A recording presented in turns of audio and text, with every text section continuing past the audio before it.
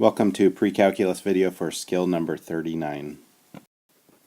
I can model with quadratic equations. And featured here we have a backpack, a diagram showing how to load the backpack.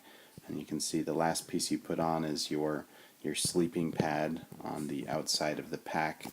The trivia question is, what are two advantages of putting your pad on the outside of the pack? Okay, so when it comes to modeling with quadratics, generally what's happening is you're going to be given or you need to find a quadratic equation, and as we know, quadratic equations are parabolas that, maybe they go up and then come back down or vice versa.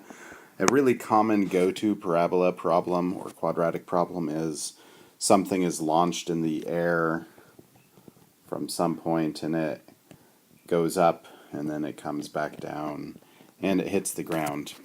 Now this is not necessarily the flight path of the object, because usually what happens is this is your time and this is the height. So what's happening is you throw a rock up and then it comes back down, but that is spread over time, so it goes up over an amount of time and then it starts to come back down. So while this is maybe your cliff that you've thrown the rock from, we're not saying that the rock landed 100 feet away. What we're saying is the rock landed, maybe 15 seconds after it was thrown. So be careful with that. Just pay attention to the units used in the equation. So let's take a look at some examples or some problems and see what we can figure out. We'll start with problem number 29. And it says a ball is thrown in the air from the top of the building, its height in meters above the ground as a function of time. So this is a lot like what I had just drawn.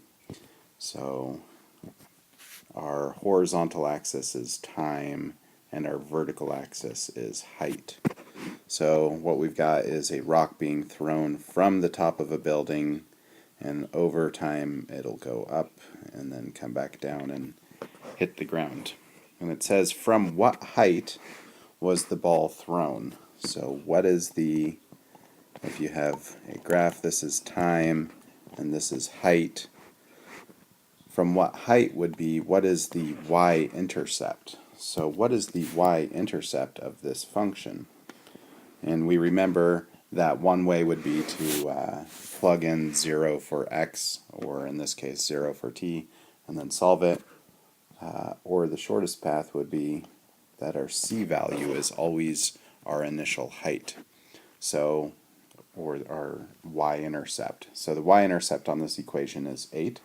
So we can say that the height of the ball when it was thrown was 8 meters. How high above ground does the ball reach its peak? So this is asking, what is the height, the highest point of that curve? So another thing to think of is, what is the vertex of the parabola? And what is the y-coordinate of that vertex? So we know that finding the vertex of a parabola occurs at negative b over 2a. So in this case, negative b would be negative 24 over 2 times negative 4.9. And if we plug that value into a calculator, we will get a value approximately 2.449. And that's the time that it reaches its height. So the x-coordinate, or in this case the t-coordinate, that it reaches its peak.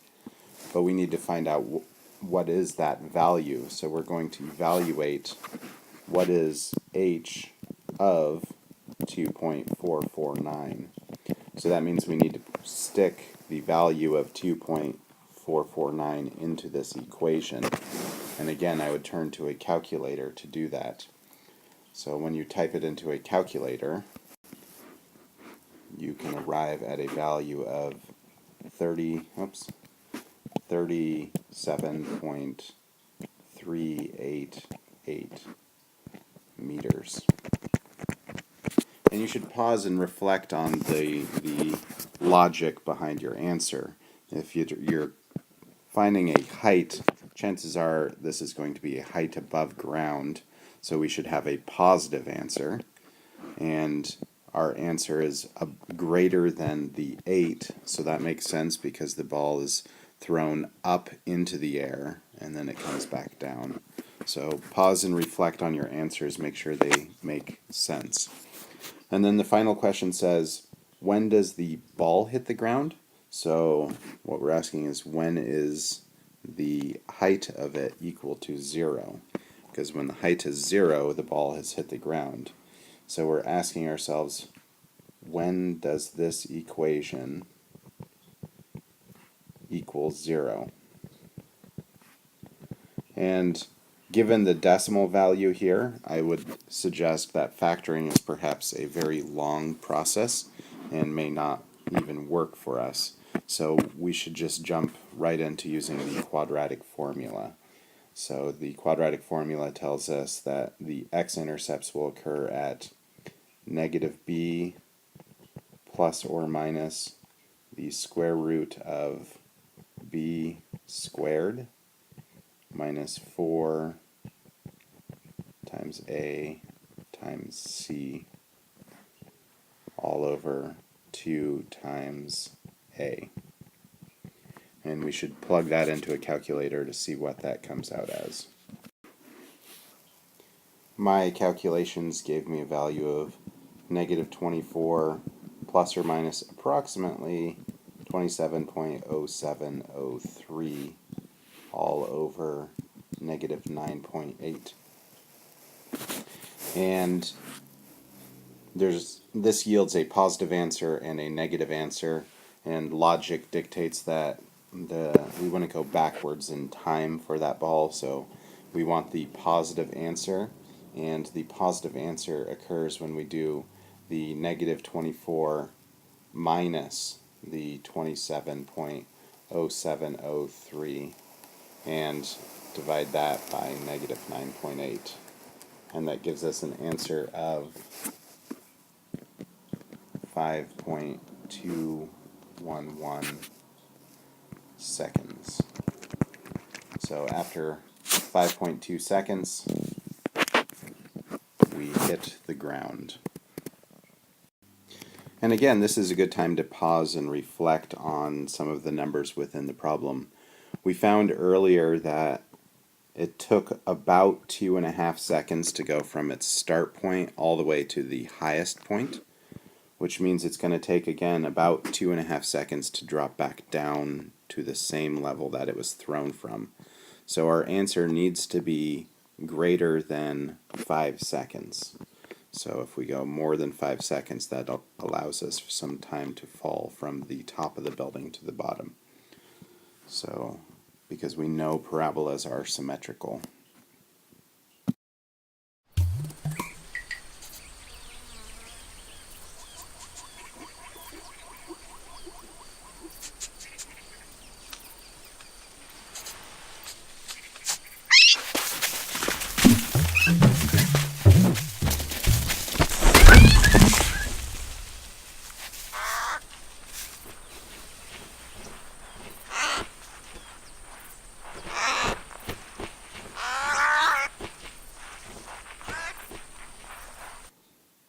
Alright, so let's move to the next problem, which is on the next page. It looks like problem number 30 is very similar. What we have is a javelin being thrown in the air, and x is the horizontal distance. So this time it actually does mean that's the horizontal distance, and y would be our height. So we have a javelin that's doing something like that. And we want to know how high is the javelin when it's thrown. Well, again, that is going to be the height of the y-intercept. So we can look at this function and see that the y-intercept is at 6. So we go with 6, and Looks like the unit they're giving us is going to be in feet. So the javelin is thrown from 6 feet high, which kind of makes sense because a javelin thrower usually holds the javelin right around their shoulder height, and so a 6-foot tall person would be holding the javelin at about 6 feet high. When they ask us what is the maximum height, that's just asking us what is the y-coordinate of the vertex. So again, we want to find what is the vertex, so negative b over 2a, and we find that to be negative 8 over 2 times negative 1/20th. And if we plug that into a calculator, we would get, I think it's 80. 8, let's check. Yeah, it was 80. So, and that's not the maximum height. That means the javelin has traveled 80 feet to reach its maximum height. We need to evaluate what is h of 80 to know the maximum height of the function. So if we plug 80 into the equation, we would get a distance of 326. So what is the maximum height? That's going to be a height of 326 feet. And then finally, let's put our units there, 326 feet. And then finally, how far does the javelin thrower throw the javelin? So where is the y, where's the x-intercept when y is 0? So we can plug in 0 for our y value, and again, we have a quadratic that we should use the quadratic formula on. And I'm going to do that off camera to find the value. Plugging the values into the quadratic formula and then choosing the positive answer, I got a distance of 160.747 feet.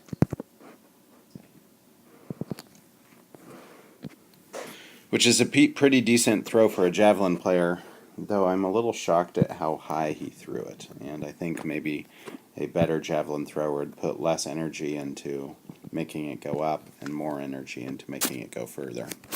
But it's been years since I threw a javelin.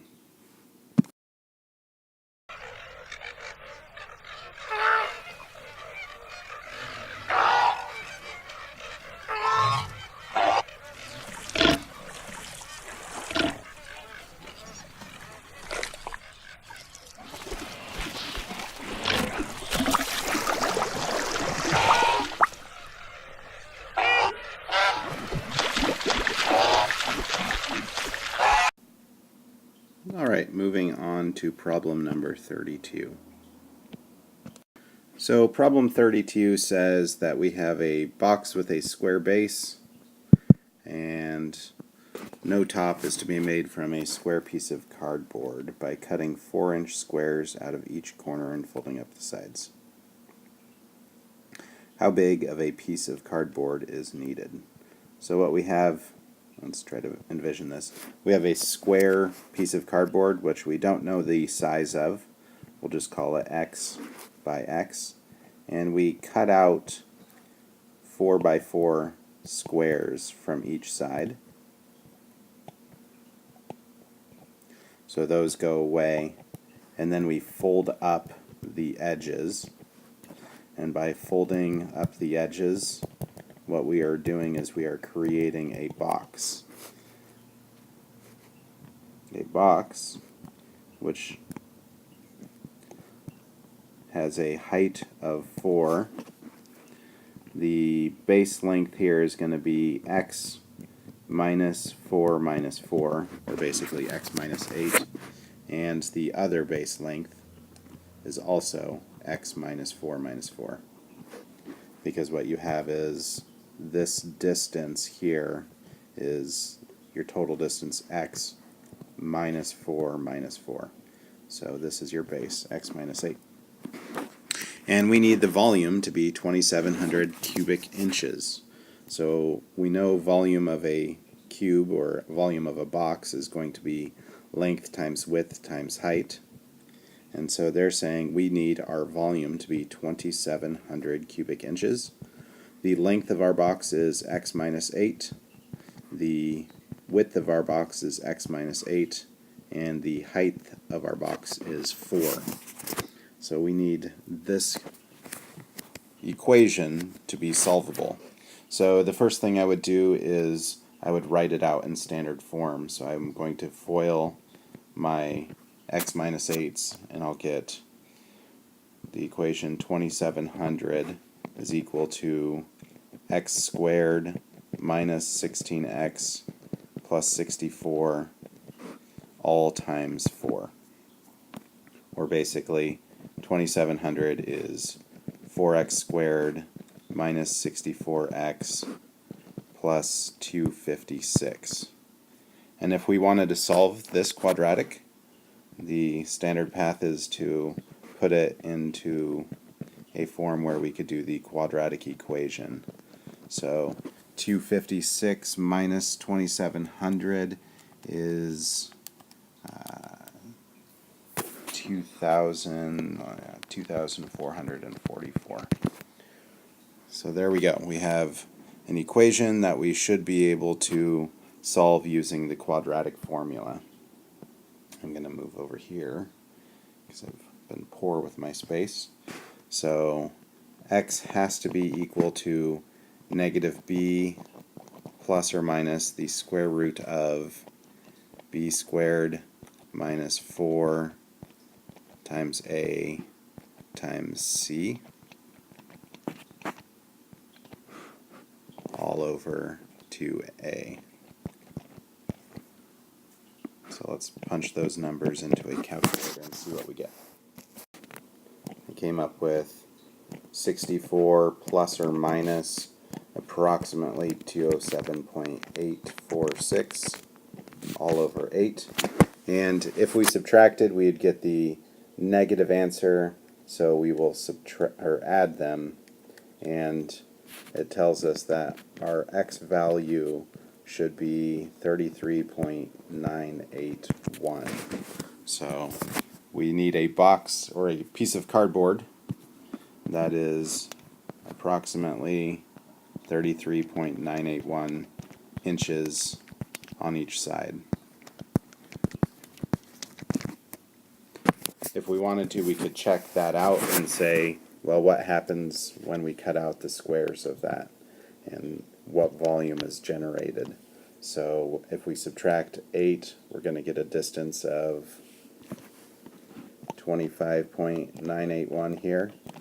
So our box has a volume of 25.981 times 25.981 times 4. And that gives us a volume of approximately 2,700 cubic inches. Okay, moving to problem number 34. What we have is a farmer wanting to enclose 3 pens with his 700 feet of fencing. And what I'm going to do is I'm going to call this dimension x, and we'll call this dimension y. So the area of our pins is what we're trying to maximize. Y. And what we do know is that we have 4x plus 3y is equal to, not 3y, 6y,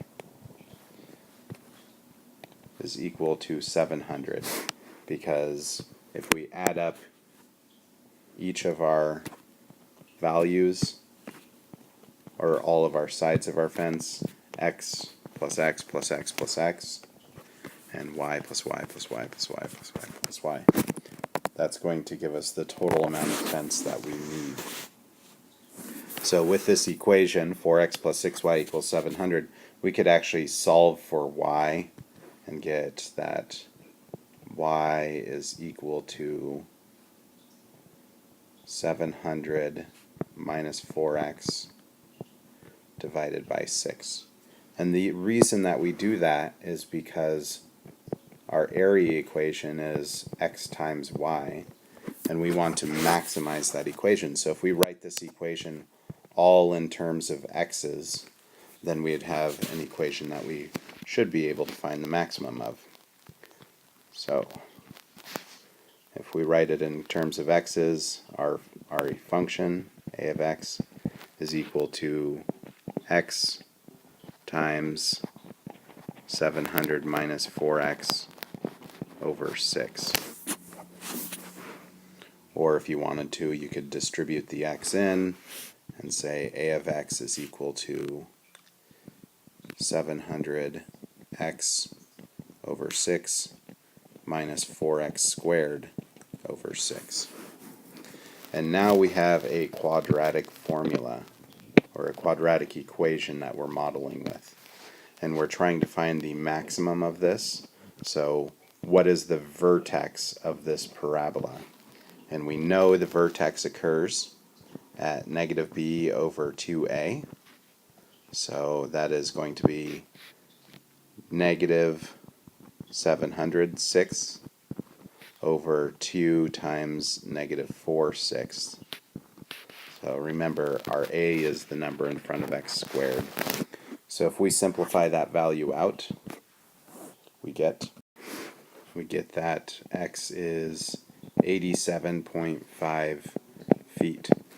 So we now know the x dimension of our pins, and we can plug that x value into this original equation, or even this one, to find out what is the best y value. So if I stick 87.5 into my solved for y equation, 700 minus 4 times 87.5, and then we divide that value by 6, we're going to get that our y is going to be, looks like 58.3 repeating feet. So that would be our total distance for the length of y. And ideally, you'd want to check to make sure that 4 of these plus 6 of these are equal to 700 feet.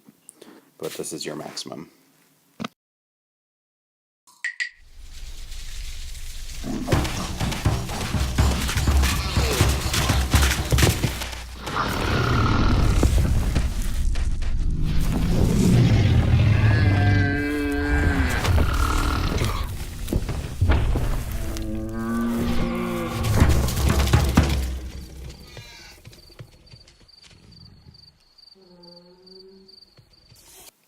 Alright, let's move on to problem 38. A farmer finds that if she plants 75 trees per acre, each tree will yield 20 bushels of fruit. So 75 will yield 20. She estimates that for each additional tree planted per acre, the yield will decrease by 3 bushels. So if I went up to 76 trees, I'm going to drop to 17 bushels. If I went up to 77 trees, I'm going to drop to 14 bushels. Or basically, for every additional unit, additional tree unit, I'm going to lose 3 bushels. So by going up 1 value, I'm going to go down 3. How many trees should she plant to maximize her harvest? So her harvest is going to be the number of trees times the number of bushels per tree. So what I've already done is I've set it up. The number of trees times the number of bushels per tree is going to be her total harvest. And we want to maximize this equation, or basically find where the vertex is. So let's take a look at this equation in standard form. So let's multiply this through. We're going to get 75 times 20 is 150 minus 75 times 3 is 225x, and then we add the 20x, and then we subtract 3x squared. And if we wrote this all out in standard form, our harvest equation for in terms of x is going to be negative 3x squared minus 205x plus 150. And now we have a quadratic equation that we can model with, and if we want to find the maximum of this equation, we could find out where that occurs. So where does the max occur? At the vertex. So our negative b over 2a is going to be 205 divided by 2 times negative 3. And 205 divided by negative 6 is equal to negative 34.16 repeating, which means that 75 trees is too much and we need to actually drop it by 34.16 trees. Now, of course, you can't drop it by exactly 34.16 trees, so what we need to do is test two different values. Let's see what happens if we drop it by 34 trees. So we can have 75 minus 34, and we can also have 75 minus 35, and see which one of these yields a higher value. So either 41 trees or 40 trees. So if we do 41 trees, we're going to have 41 times 20 minus 3 times 34, sorry, negative 34. And this would be 20 minus 3 times negative 35. And which one of these two yields the higher value? Calculating those two out, we see that in fact 41 trees is going to produce just a little bit more fruit. So how many trees should she plant per acre to maximize her harvest? 41 trees.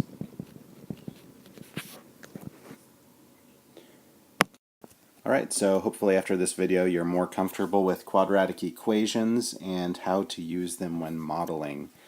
The trivia question was, what are two advantages of putting your sleeping pad on the outside of the pack?